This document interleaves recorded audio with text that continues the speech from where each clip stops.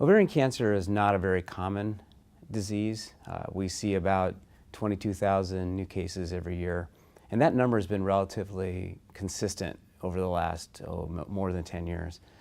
But what I think is a statistic that gets missed is what is the prevalence. So incidence is how many new cases happen in a year. Prevalence is how many people actually have the disease. And I think that one of the characteristics now that it's actually starting to show up in multiple statistics or multiple different population-based statistics reviews is that the prevalence of this disease is actually increasing. So how does that happen? How can you have the same incident year after year, but prevalence increasing? Well, the answer to that question is that patients are living longer with disease. Everybody always asks, what's the unmet medical need?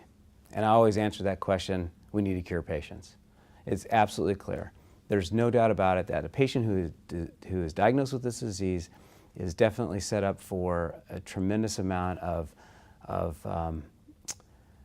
clinical and personal and financial impacts that are devastating. And so if I had a switch that I could flip that would change this disease, it would be that it never happened. So the unmet medical need is to find effective therapy. And the most important effective therapy is to find the way that we could prevent this from happening at all, because that's where we make our greatest impact. Many people will also look at statistics and say, well, you know, this disease is really lethal. Well, if you break it down by stage, actually it's no more lethal or survivable than is breast cancer.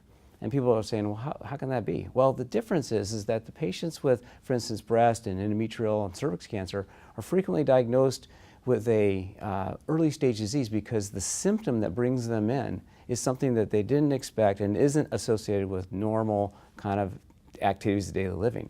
In ovarian cancer, the symptomatology is bloating, pelvic pressure, urinary frequency, poor appetite, weight loss, weight gain.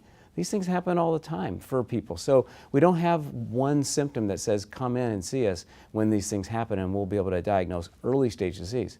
When a patient has abdominal bloating, they've already got metastatic disease in many of the cases. So those patients are diagnosed with advanced stage disease right off the bat.